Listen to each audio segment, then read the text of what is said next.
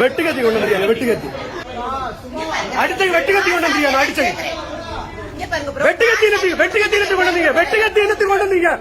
நான் தான் தொடர்ந்து சொல்லிட்டு இருக்கேன்ல, நாம் தமிழ் கட்சியில் இருக்கக்கூடிய தம்பிமார்கள்லாம் மனநோயாளிகள், அவங்ககிட்ட புரட்சி கொள்கை கோட்பாடு ஒரு மண்ணும் கிடையாது அப்படின்னு இன்னைக்கு அதை நிரூபிக்கக்கூடிய விதமா இன்னைக்கு தம்பி அட்வொகேட் நெல்சன் வீடு ஏறி அருவா எடுத்துட்டு போய் வெட்ட போயிருக்காங்க.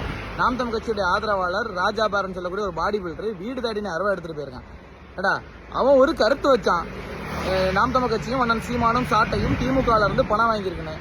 அதுக்கு இல்லைன்னு சொல்லிட்டு நீங்க மறுப்பு தெரிவிச்சீங்க. ஆமான்னு சொல்லிட்டு ஒரு பத்திரத்தை எடுத்து வெளியே போட்டான்.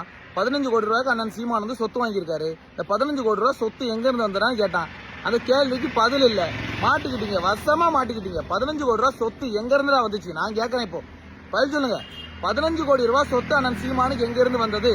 இந்த பணம் யாருக்கு வந்தா? சோர்ஸ் ஆஃப் இன்கம் எங்க இருந்து வந்து சொல்லு. பதில் இருக்கா? பதில் இல்லைன்னா வீடு ஏறி அறுவை எடுத்துட்டு போறீங்க. திரும்ப திரும்ப கேட்போம். கண்டிப்பா இதுக்கு பதில் சொல்லி ஆகணும். நாம் தமிழ் கட்சியை தடை செய்யப்பட்ட இயக்கமா அறிவிக்கணும், தீவிரவாத இயக்கமா அறிவிக்கணும்.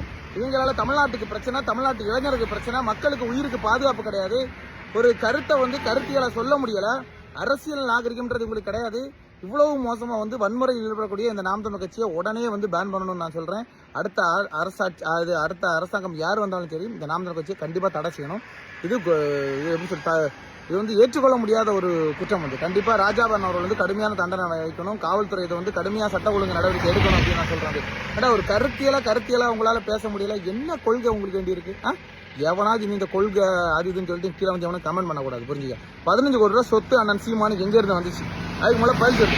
இந்த 15 கோடி ரூபாய்க்கு சோர்ஸ் ஆஃப் இன்கம்னு சொல்லுவாங்கல்ல, இந்த பணம் இங்கன்னா வந்திருக்கும்ல.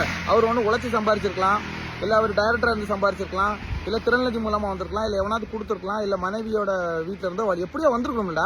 அந்த பணம், அந்த சோர்ஸ் ஆஃப் இன்கம் 15 கோடி ரூபாய் எங்கிருந்து வந்தது இந்த 25 ஏக்கர் சொத்து வாங்குறதுக்கு அப்படின்ற தகவலை மட்டும் நீங்க சொல்லு. அதை விட்டு கெட்ட வார்த்தை போடுறது. காலையில எனக்கு ஒருத்தன் போன் பண்ணி கெட்ட வார்த்தை போட்டு திட்டிட்டு இருக்கான். இந்த இதுக்கெல்லாம் அஞ்சக்கூடிய ஆள்கள் கிடையாது, நான் சொல்றேன்.